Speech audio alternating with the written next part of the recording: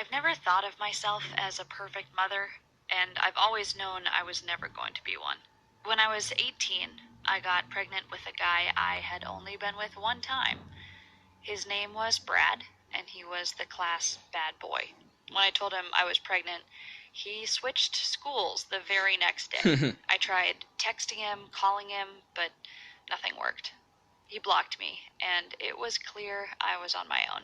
I'm kind of religious, and there was no way I was having an abortion. I made it through ridicule at school, teachers using me as an example, and 9 months of aching everything. And he was born. I don't even have my driver's license, and I was holding my baby boy in my arms. I was so scared. I named him Andrew, and soon it was just him and I against the world. My parents kicked me out, and I had to make it on my own. I was super scared, but I managed to make a life for myself, getting my diploma and getting a job. I mean, sure, that job was working double shifts at 2 separate fast food restaurants. Sure, I smelled like grease all the time. Sure, no man would come within 500 feet of me at any given time. But I had a 2-bedroom apartment with my son. I was someone. When Andrew was about 6, things started to go downhill. For a week straight, he was throwing up seriously anything he ate. The doctors started to think it was cancer. I was so scared my heart was pounding. It turns out he had some other health issues, so they had to do a few different surgeries and put a tube in his stomach. I was afraid he wasn't going to make it. Every time I had to go to work or class, Andrew would throw a hissy fit. I'm not proud of myself, but I screamed at him. I was so overtired, so overworked, that I told him he was being ungrateful, and I needed to work to keep us going. The second the babysitter arrived at the door, I left. I just couldn't handle him. About 30 minutes later, I got a call from the babysitter. "Andrew is gone," she screamed. "What do you mean Andrew is gone?" I yelled back. I assumed maybe he was hiding in the attic or his playhouse because I yelled at him. But when I got home, I knew that wasn't the reality. His clothes were gone. He took his favorite stuffed animal. My son was gone. Gone. The next few hours were a blur of crying and talking to the police. They asked the babysitter and me what had happened to him, and no one got an answer. When they started asking neighbors, things got really bad for me. It turns out they had heard me screaming at Andrew that day, and that put me at the top of the police's suspect list. I just wanted them to find my baby. Every day it seemed like there was less and less of a chance of them finding my son. The police were at my house daily. I felt like I was losing my mind. Then at 4 a.m., they called to tell me that Andrew had been found. I drove to the station to pick him up, tears in my eyes. The police told me he had been found wandering outside the police station, confused and crying. He didn't know where he had come from or what had happened, but he knew his name. I raced in to see my son. Only it wasn't my son. I felt like throwing up. The kid looked almost exactly like my son, but there was something weird about him. It was almost like someone had made a fake version of my son.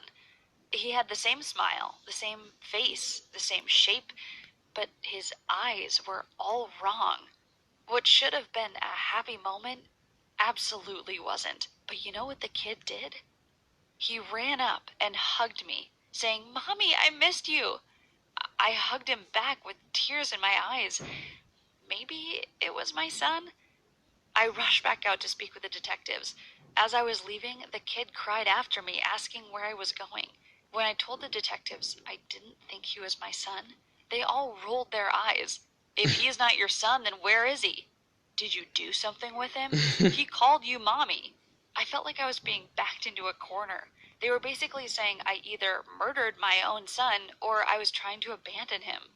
I thanked the officers and I took the kid out of there. The whole ride home, I was trying to calm myself down, but every time I looked in the rear view, I saw the kid's eyes. He was just staring at me. I decided to play along, asking him where he had gone and what was going on with him. He said, "I was gone for a while, but I'm back now, Mommy." His voice even sounded different. That night, I laid him in bed. He asked for his normal bedtime story. Was I going crazy? Obviously, an imposter wouldn't know he had a favorite. Later that night, I fell asleep. But when I woke up, the kid was standing in the doorway, just staring at me.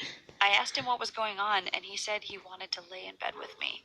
I let him sleep beside me, but my heart was racing the whole time.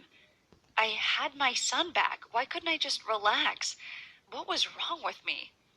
Maybe him going missing had just shaken my head up or something?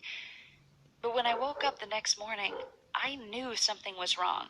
The entire left side of my bed had been torn to shreds. The pillow, the blanket, everything. I walked out to find Andrew lying in his own bed. He acted like he had no idea what I was talking about. He said he had never come in the room. Things just got worse from there. When Andrew got back to school, I got constant calls from the teacher telling me he was mean to classmates. He even threw a stapler at someone. She also mentioned something that made my skin crawl. Apparently, Andrew couldn't read or write anymore. Before he went missing, Andrew was constantly making me little books and writing stories. I knew he understood reading and writing. At home, I would catch Andrew standing in my doorway every night. He wouldn't eat anything except for cereal and milk, even though my little Andrew had been allergic to milk since he was a baby. I started trying to talk to friends about it, and they all thought I was going insane. They told me I should be grateful to have my son back. Every time I said I didn't think it was my son, they rolled their eyes. Then I noticed Andrew was drawing strange symbols all over his bedroom. It creeped me out so much. When I told him to stop, he would start hitting me. Was my kid possessed by the devil or something? The very next day, we went to the park, and I looked across the street. I swear I saw Andrew, my real Andrew, playing in a yard. I ran through the street racing after him, but when I got there, the kid was gone. I couldn't take not knowing anymore. One night, I waited in the hallway for Andrew to fall asleep. When he did, I tiptoed into the bedroom. He had had that stomach tube years ago and had a pretty nasty scar. If this was my child, I would learn the truth. I carefully lifted up his shirt to see. There was no scar. This wasn't my son, just like I had suspected all along. I gasped, and the kid sat up in bed. I couldn't hold it in anymore. I started yelling, asking where my real son was, asking where he came from. The kid started sobbing. He told me a man picked him up from an orphanage and sent him over here and told him what to do. He said he hadn't wanted to cut up the pillows or wake me up, but the man said he would know and send him back to the orphanage if he hadn't. I could feel my heart shattering. This poor little orphan had basically been blackmailed. He told me his real name was Cyrus. I asked if he knew where the man's house was. The boy nodded and said he could show me the way. We drove through the city until we reached a little cottage. I told the boy to stay in the car. I had to find out who was inside. When I arrived, the house looked familiar. I realized it had been the house I saw the boy playing in earlier. I called the cops and told them there was a kidnapped child, but I couldn't wait. Knowing my Andrew was in the house, possibly getting hurt, I couldn't just stand there. I banged on the door. To this day, my heart drops when I think about who I saw on the other side. It was Brad, Andrew's father. It suddenly made sense in a sick and twisted way. Behind him, I could see Andrew sitting on the couch. I shoved Brad aside and ran to Andrew, holding him in my arms, while Brad screamed at me for keeping him away from his kid. When we arrived at the police station, everything came to light. Brad had gone to the house, told Andrew he was his dad, and asked Andrew if he wanted to come with him. Andrew was upset because I had been gone all the time and had just yelled at him, so he went with him. When the search was all over the news, Brad knew he couldn't hold the police off much longer. He went to every adoption agency in the area until he found Cyrus. He sent Cyrus to the police station, scared him into playing along, and that was that. I apologized for being gone so much to Andrew and explained that none of this was his fault, but that I had to work hard to support us. I told him I would put more effort into protecting him. That's when I realized Cyrus suddenly didn't have a home. This poor boy had been in an orphanage, been adopted and emotionally abused, and now he was going to have to go back? I knew what I had to do. I talked to the police and the adoption agency, and they managed to approve me caring for Cyrus. Since I was on my way to becoming a nurse, within the next year, I would be more available and really able to give my sons the attention they deserved. Eventually, things took a turn for the better.